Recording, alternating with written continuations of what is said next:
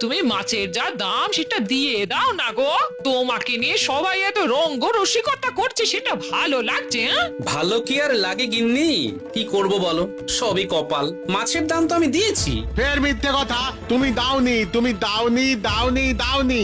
এই এই এই 3 সত্যি করে বললাম। তুই 3 সত্যি করে বলছিস, আমি 4 সত্যি করে বলছি। আমি মাছের দাম দিয়েছি দিয়েছি দিয়েছি দিয়েছি। আচ্ছা রতন ভাই, তোমার কোনো গোলমাল হচ্ছে না তো? না না না গিন্নিমা, আপনি বিশ্বাস করুন, গোপাল দাদা কালও মাছের দাম দেয়নি, আজও মাছের দাম না দিয়ে চুপি চুপি কেটে পড়ছিল। ও রতন কিছু বুঝলি রতন? না না না, আমি আসতেও পারো সেটাই ভেবে। তা আমার জন্য কেন দাঁড়িয়ে আছেন মন্ত্রী মশাই? অধমের তো একটা ঘর আছে। তোমার ঘরেতেই তো যেতাম, যাবার আগে তোমার সাথে দেখা হওয়াটাও খুব দরকার ছিল। বলুন আপনি কি কথা? এ অনেক দিন তো হলো, এবার দাও। কি দেব?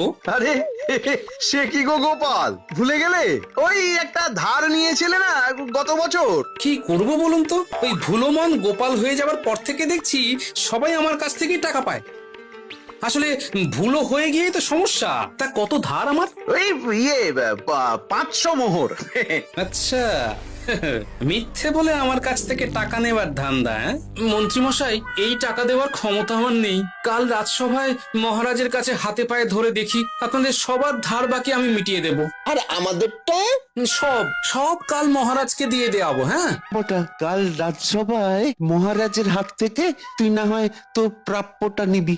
ব্যাপারটা ঠিক ভালো ঠেকছে না, রাজসভায় গেলে ফেঁসে যাব না তো? না, ঠিক আছে ঘটা ভাই।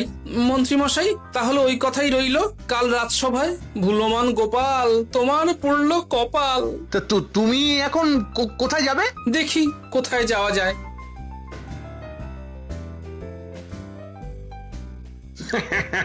আছি মহারাজ। হ্যাঁ, মনে পড়েছে মনে পড়েছে। ও তো অনেকদিন